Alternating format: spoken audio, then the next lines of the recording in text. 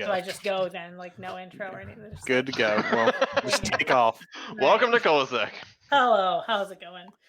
I have all of this prepped to be like kind of professional, so I'm gonna have to like skip half of my notes. Why? Are you saying we're not professional? No, it's like it's kind. I don't know. It's kind of like uptight and professional almost. I don't know. I overthink my notes sometimes. So this is Mental Health Hackers Contents Under Pressure. So thank you for watching today. Something that I've learned over the last couple years, few years now, actually, since I've been talking, that a majority of us are broken, right? I'm broken. You might be broken. Maybe the person next to you, either in a little square box in the online chat or physically, right, or might be broken. And really, most of us have been online solely for the last year, but you know what I mean. So I've been openly talking about mental health now for around 3 years in the community. It started with the first keynote I had ever given at B-Sides Nashville. I kind of wanted something big picture that everyone could relate to, and that's when it kind of clicked as a subject I wanted to talk about openly. The first keynote I gave was called "Hackers, Hugs, and Drugs: Mental Health and InfoSec," and I went over some of my personal struggles, like when I first realized I had a real problem. I also covered some of the more common mental health issues and their symptoms, some medical research reading that I did, coping strategies, and how to help others in your life, and some other statistics surrounding mental health. And one of the more interesting studies I found was called the Savannah IQ Interaction Hypothesis. And it kind of covers the correlation between higher IQs and higher depression rates and higher rates of self medication, which, we see sometimes in our industry, right? And during that first talk, some of my best friends and my oldest son was in the audience. And my son came down to me afterwards and said, "Wow, mom, that was a big downer." Which really, yeah, like the talk itself was kind of depressing, but also really eye-opening and seemed to really resonate with people, and really way more people than I had ever imagined. And I hadn't thought I'd be doing what I am doing today, but it kind of just set things in motion. And I've given that same talk at this point at least a dozen times so far. And this one, I think this is number 2 or 3. And each time it touches more people. And I think it breaks down the stigma a little bit more about talking about mental health issues.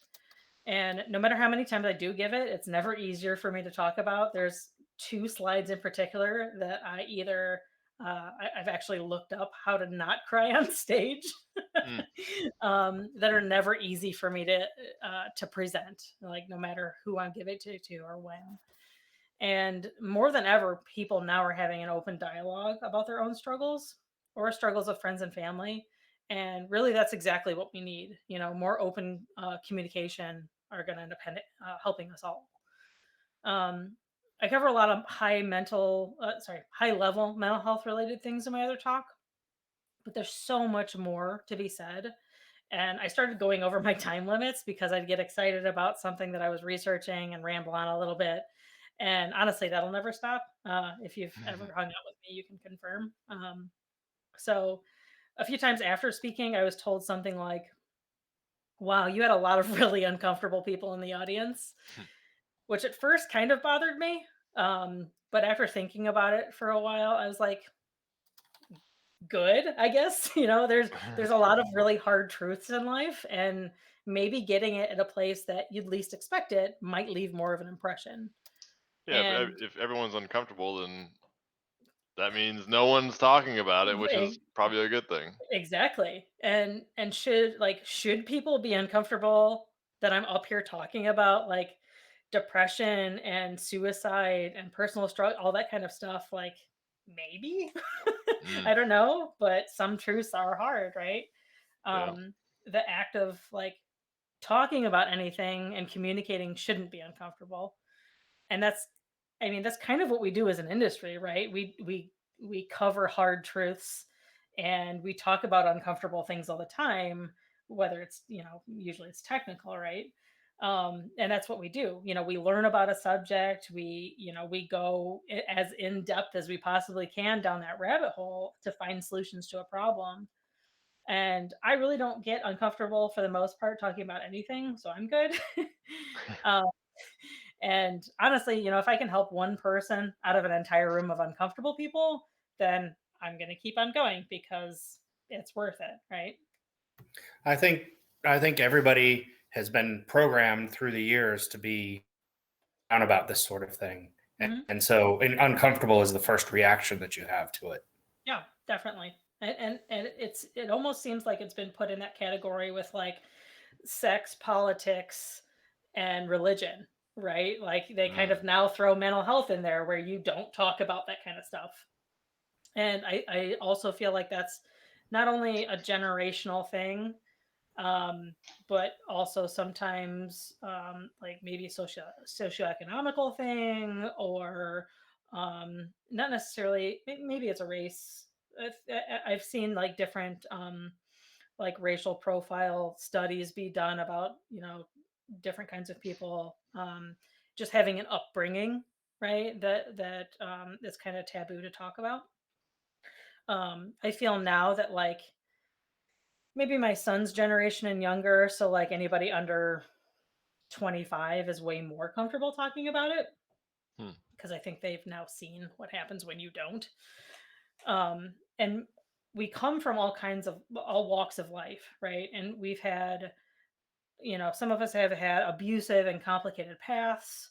And even a person that hasn't had much of a struggle is guaranteed at this point to know and be interacting with somebody that has.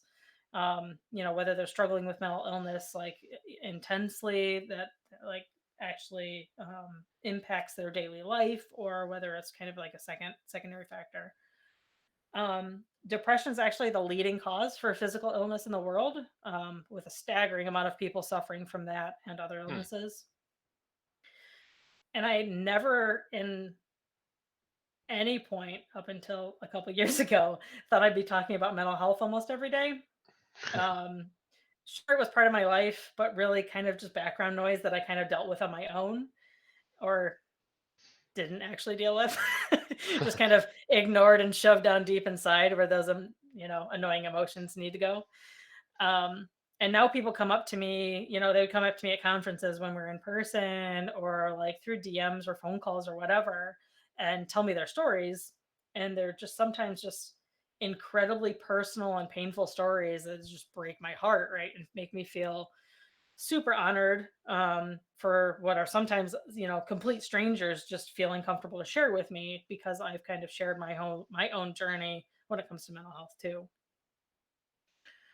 So what we're dealing with, humanity in general is dealing with a lot, right? Especially over the last year. And some of the more common disorders are things like ADHD, anxiety, bipolar, autism, depression, PTSD is a big one, OCD, different schizoaffective disorders. And honestly, we've brought up imposter syndrome a lot over the last, I don't know, 6, 7 years in InfoSec. And a couple of years it was actually listed in the ICD-11, and the ICD is the International Classification of Diseases.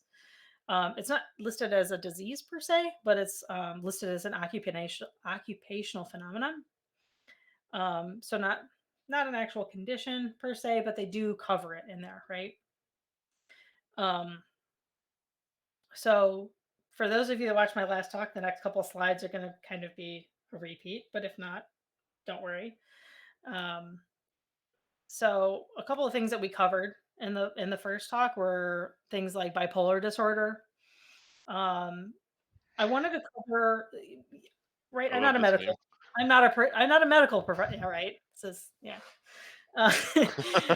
Uh, I'm not a medical professional, right? Like my background is in, network security and Active Directory and Windows admin stuff, and now like SIM things, right? Like I am not a medical professional in any means, but what I wanted to do was cover all of the documented like stuff that actual medical health professionals listed, as really reoccurring conditions that we have, right? And some of them are more likely to show up in STEM fields, at least as far as the reading is that I did. So bipolar disorders used to be known as manic depression. You first off have the manic part, which some of the more common symptoms are being like increased activity and energy. You're just like jumpy and upbeat. You have this exaggerated sense of well-being and this euphoria that kind of leads to poor decision making. And the second part are all the characteristics for your average depression. And I love like mental health memes. Just because they're all fantastic. And one of the ways that I deal with my own anxiety and depression is humor, right? If you look at a lot of very famous comedians, a lot of them did struggle with mental health issues. So I'm trying not to laugh in the middle of your presentation about some very serious subjects, but these memes. They're right. I feel like my meme game is on point. My first reaction to that was nothing happened. Tim should be embarrassed at this point. No, I appreciate the memes. Like I learned everything I know from Amanda. I feel the same. I think David. I learned from Tim, Amanda. I think David is trying to say you still have much to learn. Yes. Yeah. Oh yes, she is still the master. So depression. It's one of the most talked about mental health issues that we have out there, right? And a lot of people will throw that term around all the time, right? They'll either associate it with just being sad about something in particular, or whatever, right? There's definitely a very large difference between just being sad about something, because sadness is a legitimate emotion, and then there's like legitimate crippling depression, right? So you have this feeling of sadness and hopelessness, like the world is going to end around you, angry outbursts, frustration, even over like small insignificant stuff. You lose interest in most of the stuff that you're normally interested in. And sleep disturbances is a big one, and not just sleeping too much, right? A lot of people will attribute like I can't get out of bed, right, to depression, but you could also have insomnia. So there's a lot of physical symptoms that come along with mental health issues, and depression is definitely one of the more common ones. And then you have like social or general anxiety disorder is another one that I have, and this is me. I definitely associate myself with this meme for sure. So that's like an intense fear of interacting or talking with strangers, which I still don't understand.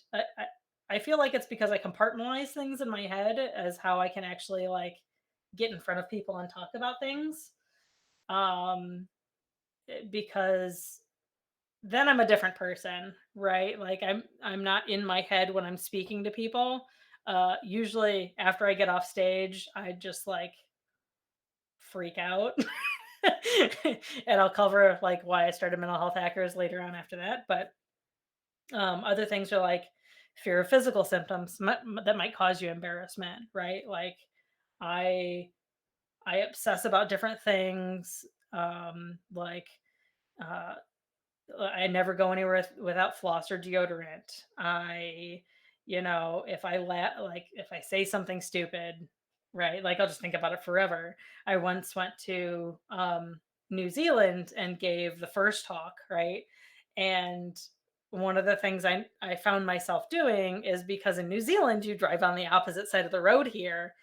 I found myself walking on the opposite side of the road and being super hyper vigilant that I didn't piss off any native to New Zealand, because I was like walking on the wrong side, and I obsessed about that the whole time I was there.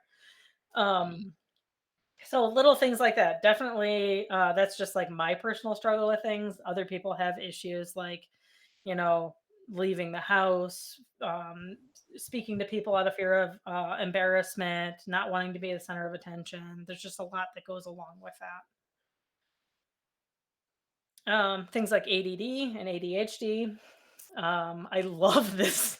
I love this diagram. You got That is the best diagram ever. Right? Oh my God. Awesome. Just like, oh fuck. I'm in the center sometimes. My ADHD isn't super bad all the time, but when it is, just like you just never get anything done. So that's like a small amount of the issues that we're facing, right? And the top most common. And a lot of times those can be compounded by adding more than just one. Anxiety and depression a lot of times are seen together. ADHD in our field is super prevalent. And the chemicals involved aren't always exact science. So from what I found in like medical journals and articles, the medical community has no clue why some of the medications that they give us even work. I found a good, this is the American Psychological Association. They had an article that talked about that. They're like, they said, we're also concerned that the chemical imbalance explanation, so like, how the different things in your brain work, may not reflect the full range of causes of depression. They may be given greater credence by both consumers and practitioners than it's supported by sound research, and or may be understood in an overly simplistic manner. And really, that's how I was introduced, to mental health issues when I first talked to my primary care doc. Is I told him, like, I want to kill myself, and I feel like the world is ending half the time, and this happens like every week, and my brain feels like there's fuzz inside, and it's absolutely terrible. And he just explained how, like, I'm going to let you try this medicine and it should, balance out this hormone that's in your brain. Really? No one has any idea. They're just throwing stuff at it, hoping it'll work. And that's why there's so many different mental health medications that are out there. And why, I mean, I know people that have tried pretty much every prescribable medication out there and it still doesn't help. Luckily, I got it on the second try. I tried Zoloft first, and it made me into a complete zombie. Um, and now I'm on Wellbutrin, and it pretty much just evens out everything. But I've heard other people that have been on that and felt like a zombie. So it really it relies on a bunch of different factors. It's not just physical stuff. It's like your upbringing and everything else. So it's really super interesting to get into, right? I mean, I have a quick question about the pharmacy stuff, because I feel like there's like you said, that people don't know and they're trying. Like, how careful do you have to be with like a doctor who's just like pushing it because they're getting paid by the pharmaceutical company? So I was lucky because I worked for a hospital and I kind of had my pick of primary care docs. Um, Trusting your doctor is a big point, right? You don't want to just go to a random person that doesn't really know you and be like, I want to kill myself. What are you going to give me? That can be really super dangerous. So a lot of the medications, if it doesn't work for you, can increase suicidal thoughts. And it can, cause so many different side effects. That they usually, when they do prescribe you something, they don't want you to take a full dose right away. They want you to take like a starter dose, which may be a half of a half, right? They subscribe you like, 150 milligrams when it's normally 300, and they're like, only take a half of one of those because they kind of want to generally work your way up to it to see if it helps, because you don't. Same thing goes with weaning yourself off them, right? When I switched medications, it was a full month process, right? Where I did, 2 weeks coming down, 2 weeks coming up, and they should be checking in on you weekly to make sure you're okay. You should also have like your own checklists. It's something that you don't want to take lightly. It's not just like, popping vitamins, right? It could possibly really, really screw up your mental state.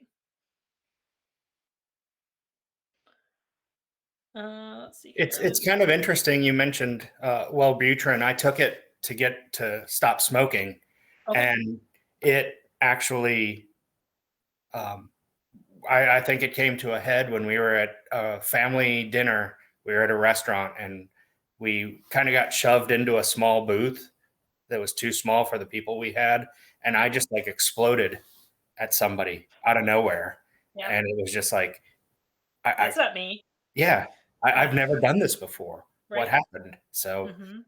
it's very interesting to hear that has helped you, because Oh yeah. I had the exact opposite reaction. Yeah, and it really depends on the person. You know, I have a couple people that have completely foregone like regular prescription stuff and just like microdose with acid because that's the only thing that works, right? Like Yeah, there's so many different things out there. I'm not condoning, illegal no, substances. I've Um, heard that with people with mushrooms as well, yeah, yeah, for sure. Um, which Well, apparently is I becoming a little more commonplace, it is. or at least Yeah. in some research. Yep.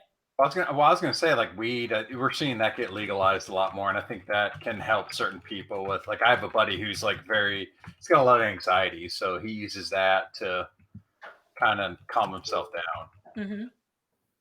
Yeah. It's just incredible, like that they kind of think this might work, so let's just throw this at the problem and see what sticks. Which if you have a good doctor, that's great. Just make sure that you're not just like winging it, because that can be really really scary, especially if you don't have a good support system. If everybody in the room is winging it, you might be in trouble. Right. Let's not Wait, I talk thought that about was startup life right now. I thought that was adulthood. Right. Working for a startup is basically just everyone winging it. So I love the semicolon project. Um, so these more common mental health issues that we talked about, as well as like a majority of the other ones out there, sometimes sadly end in suicide, which isn't something I really covered much in the first part, other than like some just plain statistics. And it's really always worth, I think, anyways, pointing out that we're not as alone as we think, which is another reason why I started Mental Health Hackers. And we can really just make a huge contribution to the society just by staying alive. And this is a description of the semicolon meaning behind the semicolon project, which just brings awareness to mental health issues worldwide. So, understand a lot of people think about suicide, right? It's well over half the population at this point. There was a 2006 study of like almost 30,000 college students and undergrads and graduate. I think it was at Berkeley, that showed at least over half at that point had considered suicide at some point. So sadly, if you have, you're in the majority, right? And we had I don't know if anybody watching was there or not, but the first year that we did Mental Health Hacker, well, it was before Mental Health Hackers was a thing. We had the Mental Health Village at Derby a few years ago, and our ending presentation was by Jason Street, and some of the stuff that he covered was like talking with the audience about um, how suicidal thoughts work, right? And there's different ways of looking at it. Like there's active and there's passive suicidal thoughts, and I think I cover that in the next slide. Um, but I learned something. I tweeted about, I can't remember what it was. It was an article that I had found about suicide, and somebody had responded just to like tell me, "Hey, my brother died of suicide, recently," and I had said in the tweet something about committed suicide, which they had learned like through their like grieving coaches and all that kind of stuff, that you should use died or death by suicide. Um, it's just one of those like active things that you can change in your vocabulary, because it kind of preserves that person's dignity, because they definitely weren't in a good place when they decided to do that. You're never in a good place when you decide to, not commit suicide, but go through that process, right? And they didn't really commit a crime. They didn't do anything wrong. They were struggling, and that was the last resort. So it's just like a very subtle change that definitely makes a large impact when you're speaking about stuff like that. And as a community, I mean, as you mentioned when we started this, we've lost people to suicide. I've personally known at least 5 people in my lifetime so far that have died by suicide. And I'll always encourage those around me not to choose it as their answer, because I've been there, right? There's been several points in my life where my brain was telling me that that is the only answer, right? Life hurt too much. No one would care if I was gone. A million other thoughts, run through your head. And like I said before, there's that distinct difference in suicidal thoughts, which I didn't know at the time. The active thoughts or there's also suicidal tendencies or passive thoughts. So that active suicidal thought might look something like, I want to die. So today, tomorrow, next month, whatever, I'm going to overdose on enough pills that I don't have to continue being alive. It involves intent, even if it's something from a long time from now. It's a plan. It's what people think suicidal thoughts are. And they don't know that there's a difference. There's a larger amount of people that have passive suicidal thoughts. And it looks like, I'm going to go to sleep and it would be really cool if I just didn't wake up tomorrow. Or, what if I, just crash this car? All of my pain would end and it wouldn't matter anymore. And that's what we call like passive suicidal thoughts. There's no real intent behind it. It's just like a fleeting thought that kind of flows through. And it's not necessarily any kind of concrete plan. They're just fantasies about dying, which crop up because depression sucks. And it's made the idea of dying more appealing than the idea of continuing to be alive. Which is sad, right? And no one should have to deal with any of that alone. And we can do our part to make things better. And so with all of that, now what, right? We're fixers, right? The stuff that we do, we want to impact people with. So what should we be doing? What should we be doing as an industry? I mean, first off, we should be having an open dialogue about it, which, ta-da, we're here. Yay!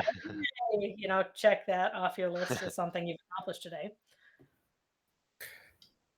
And we need to start treating mental health issues just like any other health issue.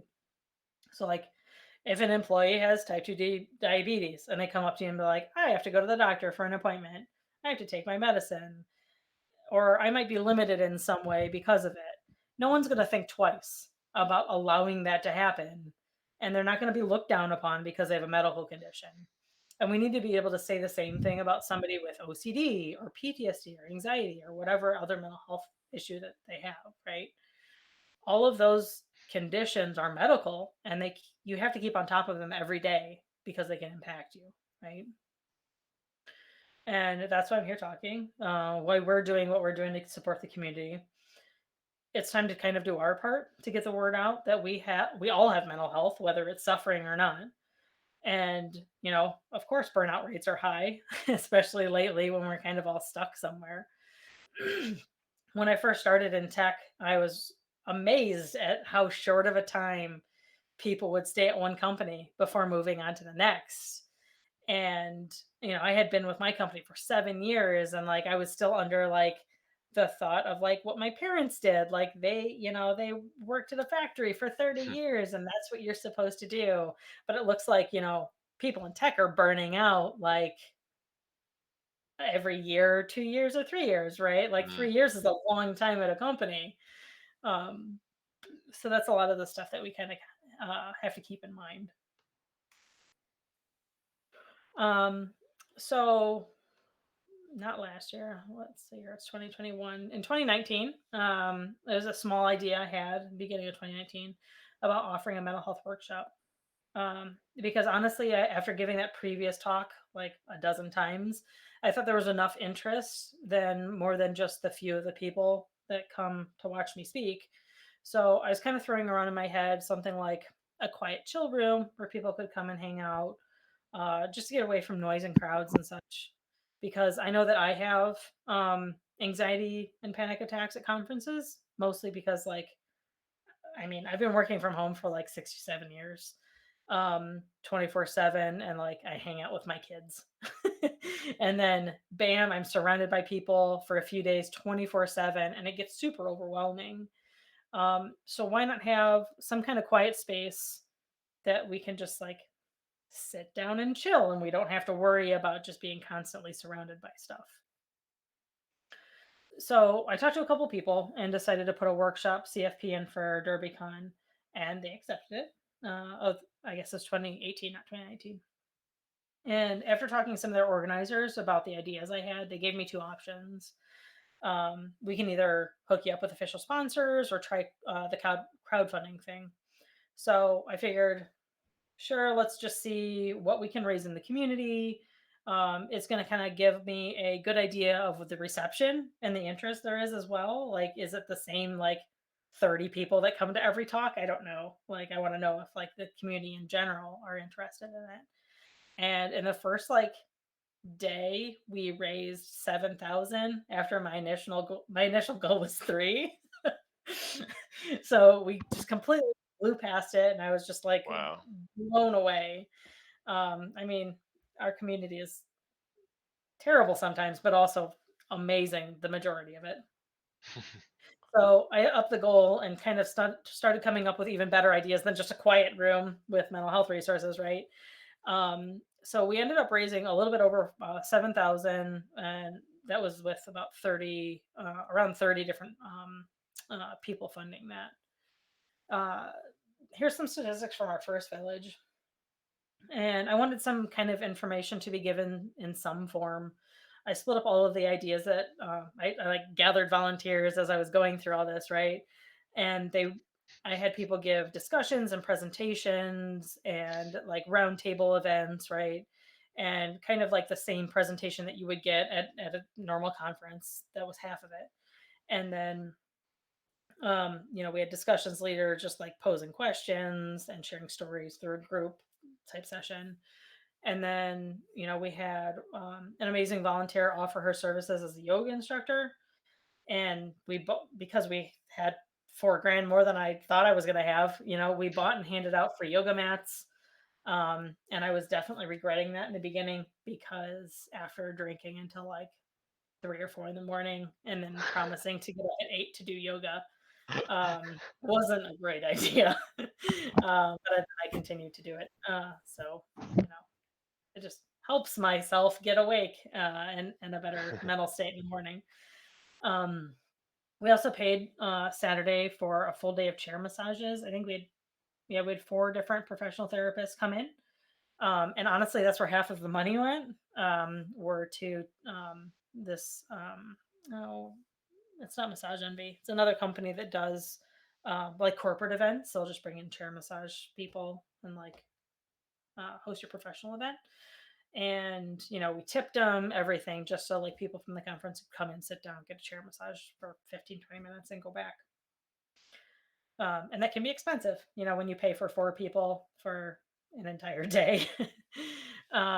We had, presentations, discussion groups, yoga, massage therapy. So what else could I add to this room to make it more worthwhile? We had people run sessions on paracord crafting, essential oils. We had a therapy dog come visit. I had the best time ever shopping on Amazon because we had a whole fidget table. And now, after learning my lesson, I will never have slime again in one of those. Okay. It was a little too much. Oh gosh, I flew to Germany to do a village, and it turns out that those containers of slime just explode when they're in midair. Ooh. And cover the rest of your suitcase with slime. So good way to find out. Don't do that. So no more slime at any of our villages. We do like a coloring table, which has some cool like adult coloring books. We still had money left over, so I wanted to do a trial table. It had like more expensive things that you could kind of try out. One had like the happy light, that's like the vitamin D light that you use for seasonal depression. It's when the weighted blanket started becoming really big, so we had a weighted blanket, and we had these air lounger things that are in the bottom right hand corner that people kind of just like hung out and took naps. I was wondering what those were. I thought they were inflatable kayaks. Yeah, so they are what are called air loungers, and if you ever watch like the advertisement for them, they say you're supposed to be able to like run and fill them up with air and then like hurry up and close them and they're done, right? Completely not the case. We had people in the beginning trying to run down the halls to fill them. No. We ended up, Unusual for DerbyCon, by the way. yeah, right. We ended up not renting, but borrow. You know the giant floor dryers, like if somebody Yep. spills a bunch of water or like it rains or whatever. Yeah. We World borrowed blowers? one of those from the hotel, and now Yep. we have one in every mental health hackers kit that we do. They're like $100. It's just like this small floor dryer that all we legitimately use them for is to blow up these air loungers. We had a couple at work. I did get to use the one at DerbyCon in 2018. Mhm. I do want to know. I want to take a step back though. I want to know about the flattened lint tile. Oh, the flattened lint tile. So this is when we were first learning how to correctly fold the air loungers. I And thought he that was just just a decided, squished beam. oh no, he just decided to lay down Lint tile's and a person. and then You it press it all unrolled. there. Yeah, Yeah. it was, we didn't do it right. It unrolled and like all the air got let out. And then he just laid there for a while. It was fine. And oh, gallons of tears. I've never cried so much or been cried on so much as when I run these villages. Yeah, I have 3 kids and I still I have people come up to me that maybe I only know from Twitter, maybe I don't know at all, and they just tell me their life story and just start bawling on my shoulder, which is fine. Like I can Yeah. I mean, I've been there. Like I've wanted to always cry on somebody. Like, come here, I'll just give you a hug. But yeah, lots of tears. One of my friends told me that of course it was me to bring 50 hackers in a room and make all of them cry at once. So yeah, that was interesting. So after that initial idea took place in 2018, I had other conference organizers kind of come up to me and they're like, how do we do this at our conference? And how can we donate to you? I'm like, I don't know. It's just me. I have no plans. I just thought this was going to be a one-time thing. Zero idea. I completely identify with that moment in your life. I don't know. Hey, I It's was there snowball. with you. I was there. Don't. You I mean, were. I wasn't alone. I'll give Tim that. I wasn't alone, but No. He wanted to start with a conference, and I said, "Whoa, let's do something smaller first." Yeah, I will never run my own conference, but lessons learned. Just wait till Adam talks you into it. Don't worry. I have there's enough still projects. time. Thank you. I have enough projects. So after that initial one, right, I just decided, fuck it, I'm gonna go for it and make it a real thing. And I started Mental Health Hackers. So DerbyCon 8 was the beginning of 2018. By November 14th of that year, we were already operating as a nonprofit in the state of Ohio. And April 11th, 2019, we had already gotten our 501c3 from the IRS. And our mission and goal is just to have hackers helping hackers. Just think of it like the AA of mental health in InfoSec. And this is only a very small percentage of them because I've not actually updated this slide in a year. But as of this slide, which I think was the end of, this would be mid 2020, we had given over $15,000 in massages, 20 hours of yoga, over 2,000 stickers. We have now at this point over 100 volunteers, and our volunteers are amazing. They help us answer questions to media outlets. They run the rooms. They help each other work through issues. Currently, we can run 5 villages simultaneously between our 2 main ones, and we have 3 different ambassador kits, which are just these tubs that I build a village in and ship to people. And then we did we've been to the UK and Germany and Canada and a third of the states at this point. This is our board. This is also incorrect because Andy was replaced. But so I'm the CEO. I have a boring regular title, Chief Executive Officer. Our COOs, our Chief Operations Officer, Click.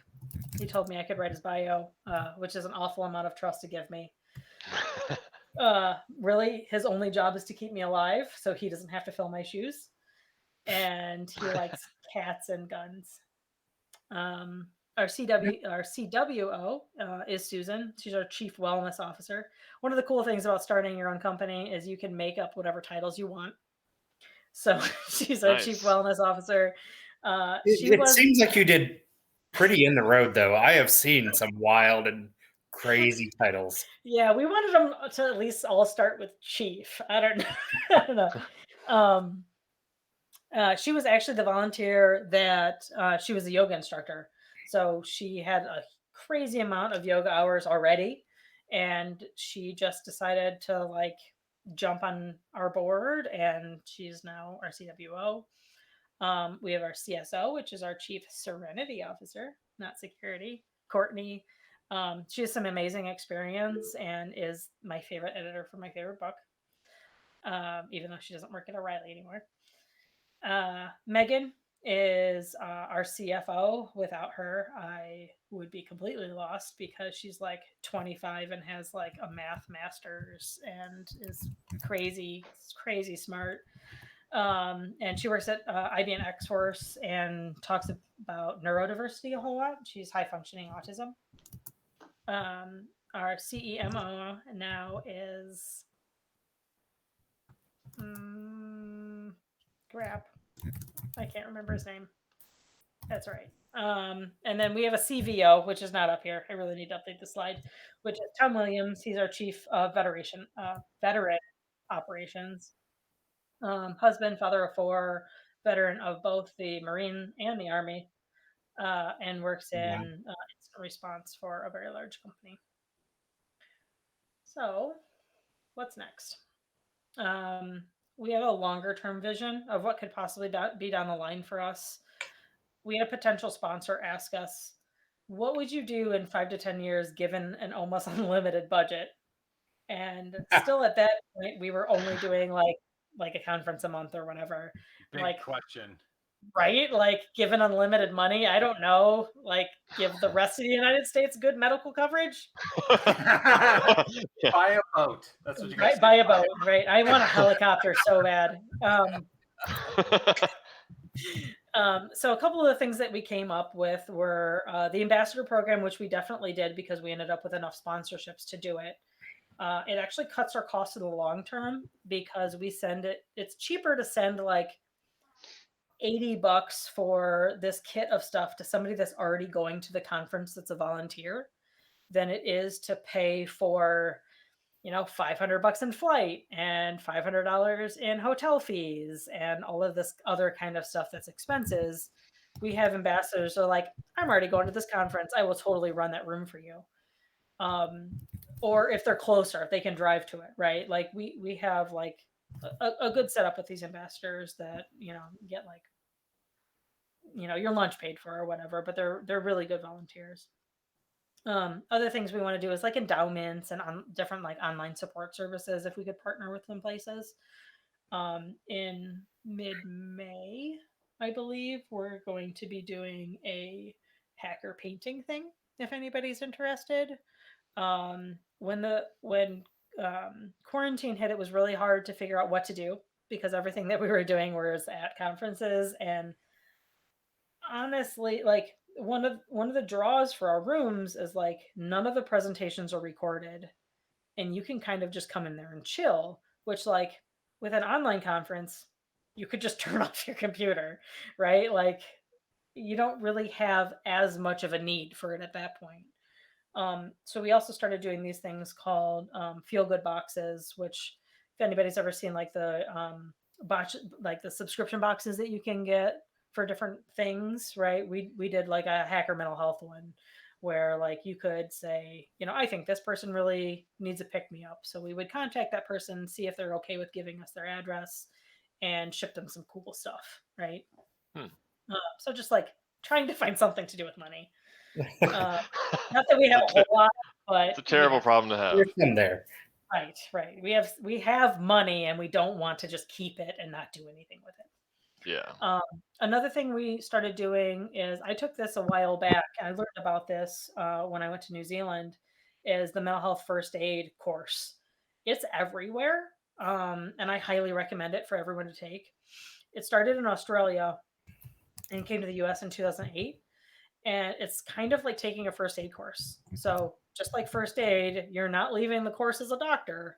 You're leaving knowing how to kind of diagnose or put somebody in a box that and you're leaving that understanding of what not to do. You don't want to make it worse, um, especially if it's like some kind of emergency, right? Because you know what, a lot of time people with mental health issues don't know they're having mental health issues or don't seek out help on their own. It could be a cultural, religious stigma that might not make them not want to seek out help, whatever it is. It kind of just gives you that first, like, that person's bleeding to death. I should do something type mentality. It's a really good program. Some places it's free. Some places it's like $100. We actually started paying for a lot of our volunteers to go get it. Is another thing that we started doing with the money during quarantine, because we want as much people to get it as possible. And through that course, they go through this ALGE acronym. You do some exercises through role play, and then for the different types of mental health issues that are out there, they go through those steps.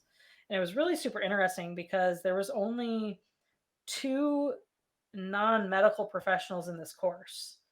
There was me, and there was this guy going through the police academy that realized that police officers don't get enough training when it comes to mental health issues, and was like, I'm going to be proactive and learn how to do this stuff before I become a police officer, which was fantastic. That is But fantastic. right? Novel concept, but they also, like the rest of them, were just like mental health professionals, like just getting credits right for their hours. But they have a really good program that I highly recommend for pretty much everybody. Like I said before, I'm not a therapist. I'm not a counselor.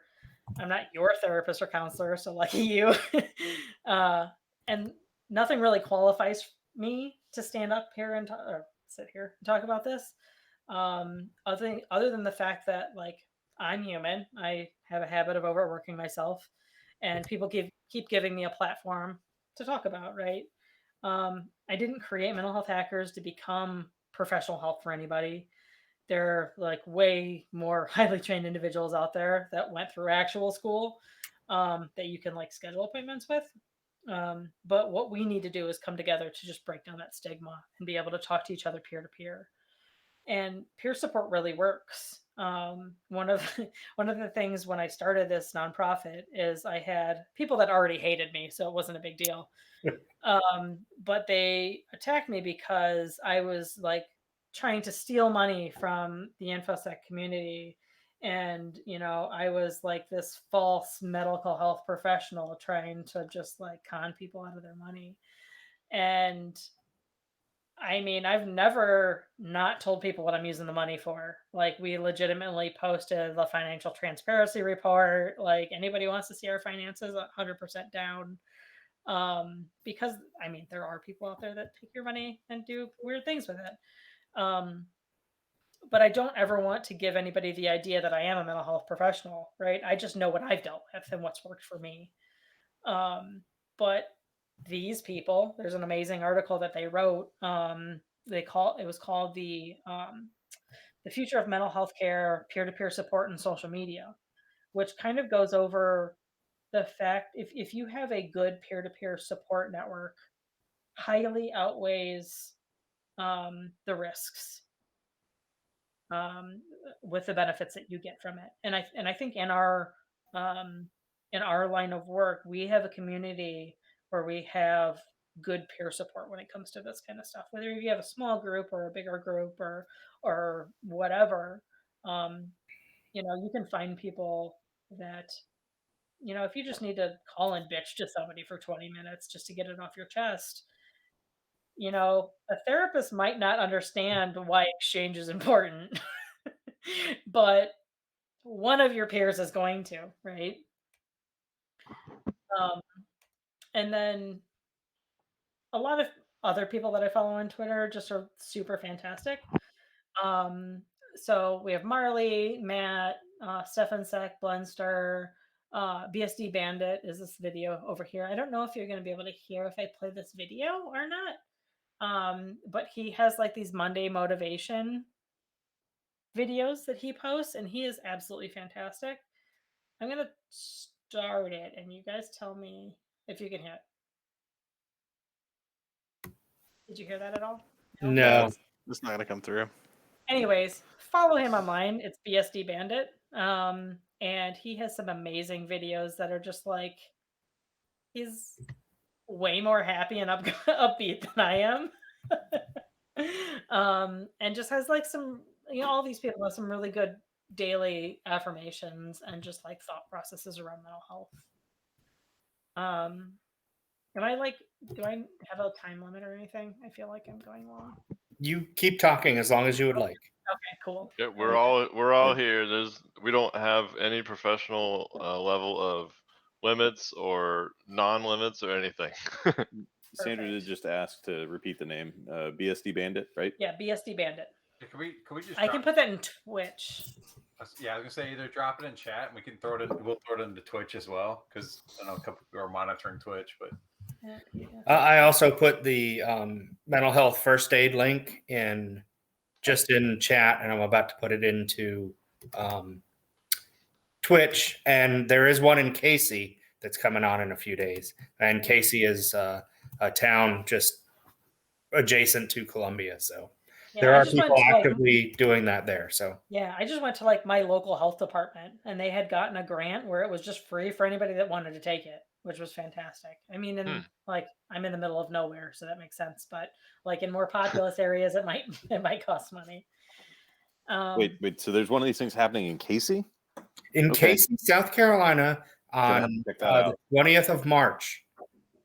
It's a 1 day, and there's an instructor, and there's a registration link, or no, at least a map link. Yes, it's like 8 hours.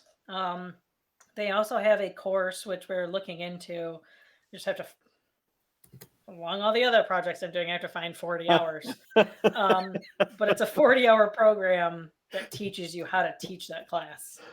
Oh, wow. So I'm just imagining you as the personified version of the meme where the guy's pulling the brick out. Like, I don't have room for this, or do I? I can find somewhere. Who needs sleep? So this whole sleep thing seems unimportant. We'll get rid of it. Definitely overrated. Yeah, if you guys want to, we can also we can also share these slides possibly with the group as well. So and this will be on YouTube later as well. Yep. And like tweet at me for anything, really. I'm never not online. So currently, we have to kind of fight for our right not to party, but to maintain decent mental health. And we shouldn't really have to. So I've talked to hundreds of people in the last couple of years about their mental health, my mental health, and all of the ideas surrounding it. And one of the common themes that are a lot of people can't get a lot of support from their employers. They're being overworked, treated like shit, and expected to be fine with it. They're worried about mentioning they're getting burnt out, or that they're depressed, or dealing with another mental health issue, that they're going to get fired. And some of them legitimately have. We had a couple comments in chat about people taking paid time off or sick leave or those sorts of things, and having to explain why and why or why not that's a good thing or not. Yeah. First off, like I think you can take, at least in the US, I think you can take sick time and not have to tell them why. It's like I know I've seen some places where they require a doctor's note if you take sick time. So, I want to say that's like a state thing too. It's not. Is it a state thing? Okay. Yeah, I think it's state by state. They'll have different requirements in place. Well, if any of you want to move to Ohio, I don't think you have to tell them. Well, it's an interesting thing to see how people. There are a lot of companies that do things that aren't necessarily legal as far as employment goes and what they ask of people. So and you should look for a new job if you're in one of those situations. 100%. No, but that's not always an option. The state government for all of its shortcoming, they usually have pretty good benefits. I know state of South Carolina had 15 days off and 15 sick days. And if you took a sick day, no one ever asked what it was for. You could be hungover, you could need a mental day. You know, it's people look down on the state, and yes, the pay, you might take a pay cut, but if you need that kind of, there are companies out there that there definitely are, and I work for one that is very good. Yep, I'm same way. I don't have a problem with. You know, it's a challenge for some people. So. Yep, for sure. No, I'm fortunate. Yeah. And like, there's common themes with those employers too, right? That Oh, I would assume that's not the least of the things that they do. Oh, right. No, right. Yeah, and like if you don't feel comfortable going to your boss or leadership or HR or whatever, then you do have a shit company. And if you can, start looking. And if you run your own company that won't treat those mental health issues the same as like a broken leg, then you're part of the problem. And one of the more common questions that people ask me is what advice I would give to them as far as talking to their management about different areas of mental health, where it's an issue that they're struggling with, a coworker or whatever. And, like attempting to be open with, any mental health issues that are around. And I want to start with just like some good positive example of workplaces. Bell Communications, they have this Let's Talk Day. They actually donate. I mean, I know Bell is a big company, but they donated like over $7 million to mental health in Canada. They have an entire website dedicated to educating the public about mental health issues. Like that's not their job. They're not a healthcare company. They're a communications company, but they still have like a very large percentage interacting with the community and their employees and everything about mental health. Deloitte, even though I've heard Deloitte and EY, I've heard mixed messages about working there or not. But both of them have well-being officers. For Deloitte, I think they started, in 2015, they started this mental health at work campaign that provides that mental health first aid training, but other resources and stuff, as well as like physical and emotional health. Johnson & Johnson has a really good one. E&Y, it used to be called the Are You OK program, but I think it got changed not too long ago. But they also provide like 24/7 counseling and support by phone, online, or whatever. Oh, it's called Better You now. I do have a note in there.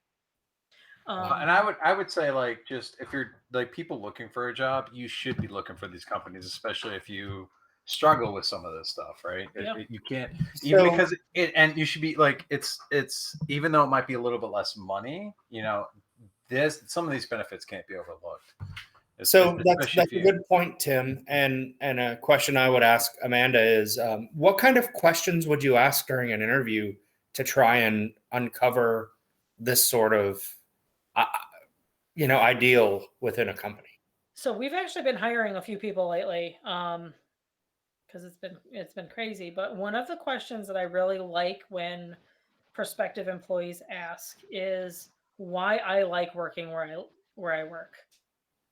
Right? If one of their answers isn't the culture is amazing, that's a hint right there.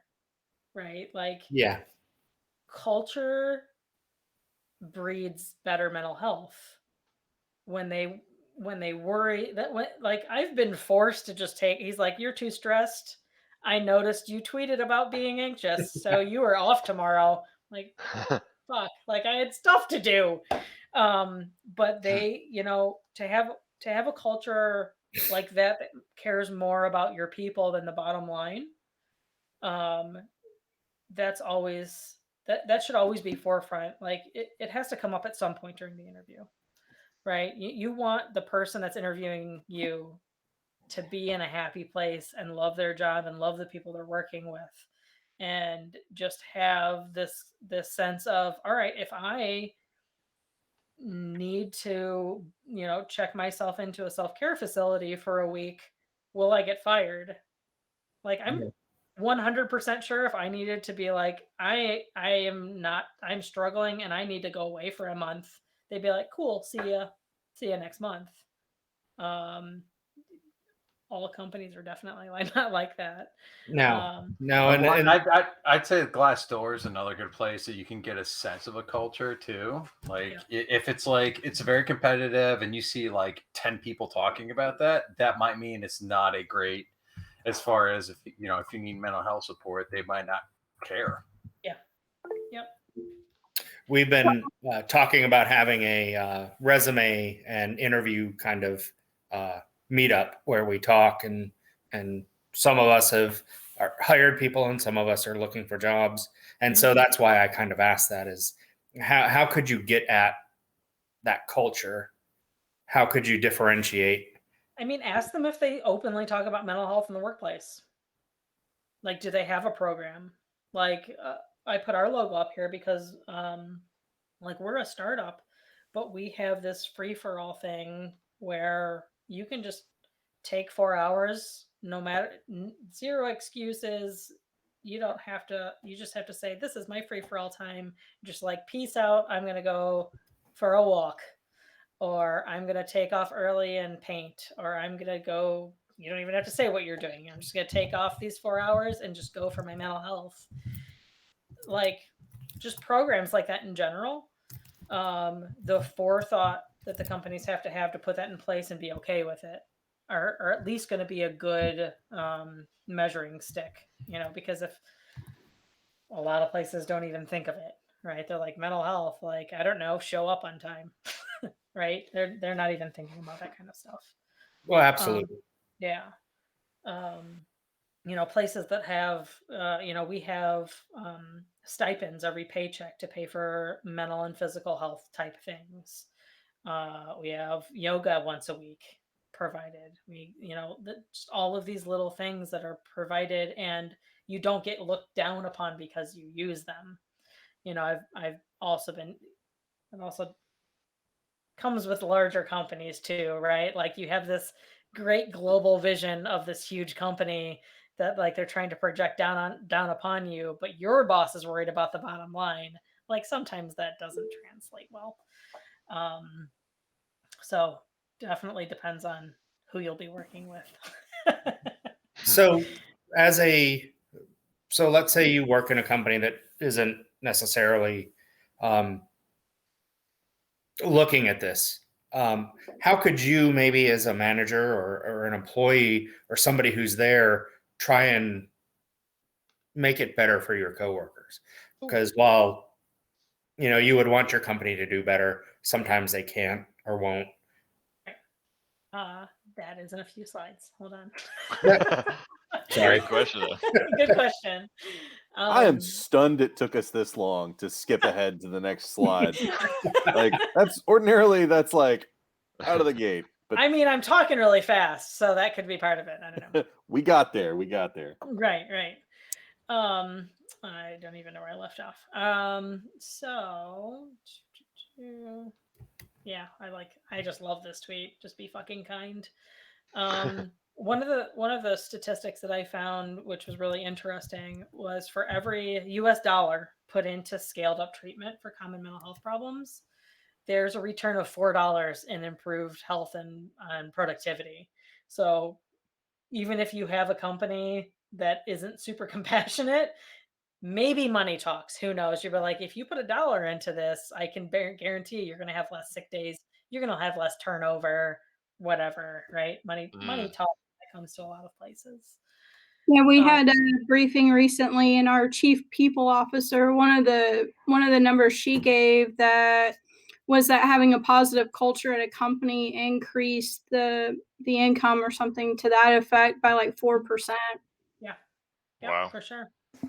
Well, I mean, to your point about turnover, I mean, as much as it costs a company in time and money to hire and train somebody new, I mean, that alone, like you're saying, if they're not focused from a compassionate point, maybe money talks. And I don't know if you can have that conversation or get that conversation through. Maybe that bottom line speaks to them better. But yeah, why don't you keep and take care of the people you already have? That way you don't have to pay for this other guy. Just saying. Exactly, and retrain. My favorite My favorite 2 employers I've ever had were not anything to do with the employers themselves, but with the crew that I had at the office. Like, the people that I worked with made the job. And when those people start leaving, it unzips really, really, really fast. And sometimes you don't realize it, but there's like one person, and if that person decides, nope, I've had it, fuck you guys, I'm out, the whole thing just unzips and falls apart in like 3 weeks. It goes from things are running okay to things don't run anymore. And I think a lot of employers are just riding on the assumption that things are going to run okay forever. Right. And anyway. Yep. So I outlined 5 different things that you can kind of try and do if you're an employer. So a lot of looking at a lot of the different programs that have been successful over time, there are around at least 5 top things that I found, right? One is giving your team flexibility.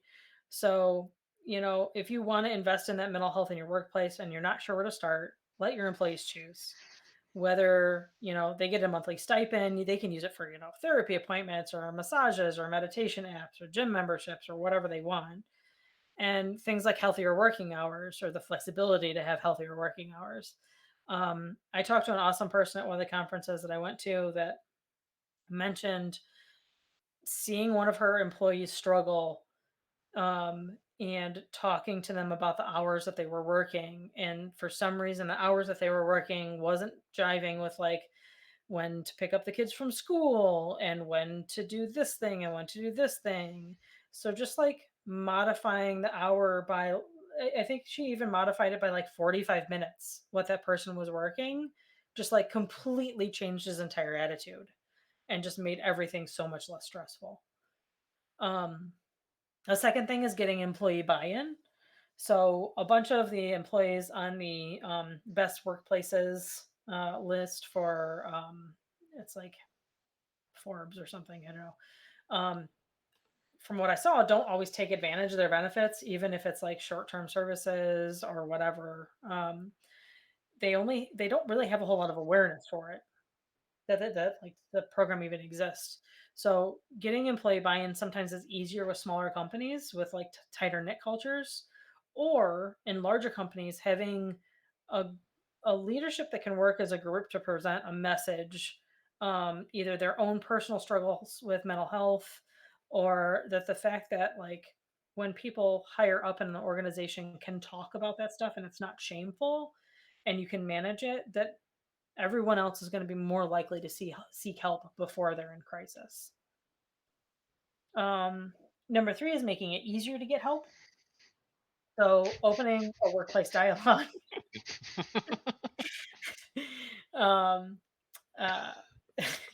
I love this. I love hedgehogs so much. Is it because it's a hedgehog? I was about to say, is it because it's a hedgehog that it's funny? Is that the probably? Yeah, I mean, I've seen several dogs that have been caught in a similar situation, but I never actually a hedgehog. recently looked into what it would take, because like our mascot for Blue Mara is a hedgehog, and I looked into seeing what it would take to get a hedgehog as a pet. And Nice. I currently have 2 cats and can leave them for like 3 days at a time and they're fine. Right. You cannot do that with hedgehogs. So no hedgehogs for me. But also, you worried about taking slime to Germany, much less a right? hedgehog to Germany. Put a hedgehog just in my pocket through TSA. Yeah. Fantastic. You're not only is your luggage going to get slimed, but your luggage is going to get shredded from the hedgehog. Yes. Did you know that they're like kind of like groundhogs are in like rural parts of the United States? They're like that in like Britain, UK, and stuff. Like hedgehogs just like root around like everywhere. I didn't know that. Interesting. It's like somebody in the UK being like, I want a groundhog as a pet. So weird. We have groundhogs in Ohio. I don't know if everybody else does. It's not one of the things that we have around here. Armadillos. Okay, you guys have armadillos. Yeah, armadillos. We're starting to get armadillos. That was not the case when I was like 5 years old. But that's like keeping an armadillo as a pet. Trash pandas. Yeah, raccoon Fucking or possum. raccoons. Honestly, though, Jeff, I would keep a raccoon as a pet. That's another story. I don't want to get into it. So I told you I live in the middle of nowhere. So number 3 is making it easier to get help. So opening that workplace dialogue and teaching different coping strategies, no matter like if the person has it or not, like that mental health first aid course, can go in a long way in aiding all of your employees' mental health. But sometimes people need that professional treatment. And while sometimes health insurance plans cover some mental health care, therapy can be crazy expensive, even with insurance. Like the last therapist I went to wanted me to go every week, and it was like $125. Like, that's more than I'm paying for my car. Like, I have a hard time. Like, I'm not that crazy that I need to go every week, because that's a lot of money, right? And it can be hard for providers that both accept your insurance and are taking new patients and that you jive with. So like I've been through a couple different therapists because it's not all right, I'm going to go to a therapist forever and this is it. I know this doesn't really involve the slide, but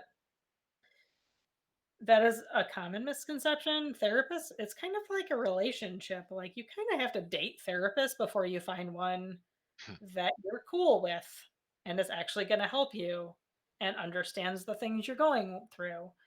Some people found it first go, right? Like fantastic.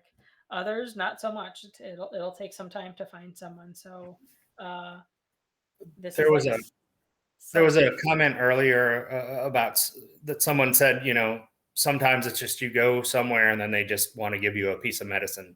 Yeah. They don't necessarily want to talk to you, understand you. They just want to try and solve a problem that might not be solvable that way. Yeah. I mean, don't feel bad about just walking away. Like they're getting paid to help you.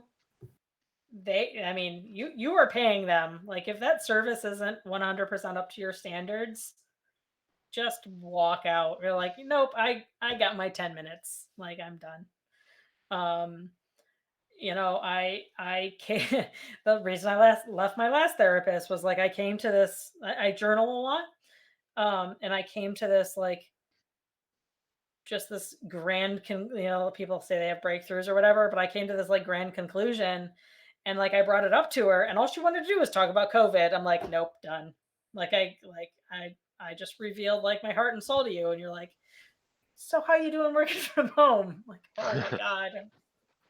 So yeah, sorry, that's just stuff I had to deal with. But well, it's understandable if that shows that somebody wasn't listening, right? And like that's literally your job. Yeah. If your contractor shows up to work in your house and then asks for tools when he gets there, maybe get a different contract. Exactly. You're like, hey, could you help me out with this? No, that's why I'm paying you. Number 4 is bringing in the professionals. A lot of companies will bring professionals in-house. I found there was an Illinois-based accounting firm that let all of their employees have access to an internal psychologist on a company's dime. That company also started bringing in like certified life coaches to help work with employees once a year. So just like little stuff like that may be worth it depending on your culture. So that brings up a question to me though, is if they're in-house and they work for the company, is that going against your best interest though? I feel like they were consultants. Okay. It was like a service that they brought in.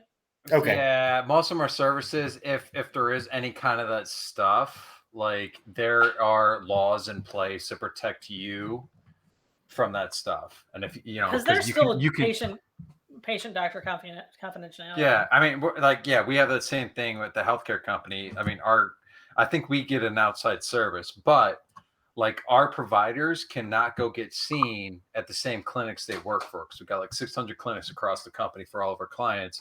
They can't go get seen there specifically for that reason. Now that's more practitioner type stuff, but that's where psychological stuff, we bring in a third party person, so we don't have an internal person that has all that information. Also, not saying their EHR is secure.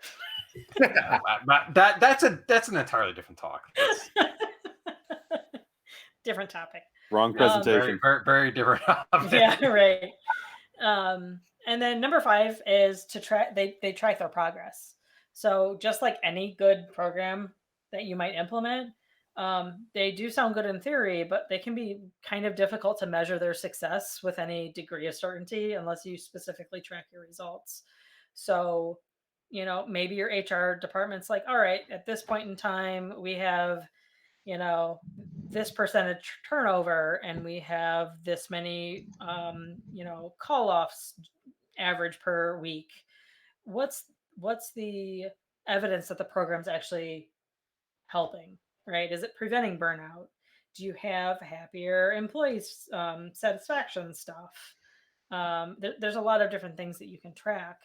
And there's I think it's the next slide. Yeah, so this workplacementalhealth.org is run by the American Psychiatric Association Foundation. And they have a lot of really cool stuff. So they have something called the collaborative care model that you can kind of be like, here, HR, look at this. It'll show like even specific billing codes to turn on for your health plan, or it gives full. They're called HRAs. It's a health risk assessment that include mental health questions. It includes like this entire program that you can kind of go through that HR may not have thought of. Who knows? But it's a really good resource if there's nothing currently going on in your organization. And then, now that's what employers and business owners can do for their part. So what can we do personally? I think a lot of us in this field could use a good lesson in emotional intelligence. I know I struggle myself sometimes, and I'm really, really good at putting my foot in my mouth. But empathy is definitely not a skill that everyone has. But it's time we learn it if it doesn't come naturally. I already mentioned the one thing, right? You shouldn't say committed suicide. It should be death by or died by suicide. I know I throw it around sometimes, the word crazy. Usually it's in reference to myself. So I feel like it's less important when I'm just labeling myself as it. But calling other people crazy or schizo or whatever, that's a person with a mental illness or that's a person with schizophrenia. And do things like just be kind. You can say things like everything's fine, just relax. But those are probably going to hurt more than they help. In the first talk that I give, I have 2 full slides of what to say and what not to say. Instead of saying like, I don't understand, it's not bothering me, or just get over it, or life's not that bad, just you'll be fine. That doesn't help, right? Say things like that offer your support. Things like, I'm sorry you're not feeling well. I've noticed you've been down lately. Is everything okay? What have you been thinking about lately? What are you struggling with? Or just really ask what you can do to help. So in conclusion, I want to thank all of you for watching and everyone really that's been supportive through this entire 3-year journey. It's really blown up in a way that I've never imagined it would be possible. So I'm really just happy to be able to help people that need it while working through my own massive amount of neurotic issues. Our contents are under pressure, but we're getting better. My story and our story isn't over. So I encourage you to talk to anybody, support each other, share your stories, and kind of just be there for each other. This is me. That's me on Twitter. I do lots of things. That's me on stage opening for The Offspring. Amazing. Very nice. In my knee brace and blow up unicorn costume. I do a podcast thing. I work at Blue Mirror. So if you need a sim that doesn't cost you a lot of money, just contact us. And yeah, that's all the things that I do. So I like the sales pitch at the very end. I love it. Yes, I mean, I have to. So what's Blue Mirror do? We provide a very amazing softball, Tim. Yeah, amazing stuff. No, we have a very quick to implement sim. Couple of hours implemented and already giving you detections and not inundating you with a bunch of alerts. That's cloud-based? What part?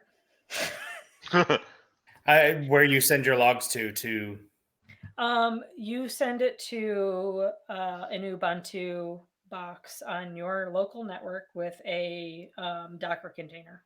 Okay. Yep. That also connects to the cloud. We don't have cloud to cloud yet, but that's another conversation. Fair enough. That's coming. We're still new. It happens. No, this has been fantastic. I have one question. Sure. And well, I have more than one question, but I'll start. So if you were to try and talk to your organization about something, and maybe even just your coworkers or close, how do you respond to kind of that negative reaction? That why are you asking me, and it's none of your business kind of reply? I've not had to deal with that. I've been incredibly lucky. Either like when I first realized I had problems, it wasn't affecting me enough at work that it showed, at least to the people that mattered, like HR or whatever. Now, like my bosses, like both his parents are therapists. So like he gets it, like, and everybody knows that I do this. And, we have like people with varying levels of mental health issues throughout the company. So they're incredibly open about talking about it, which is super helpful.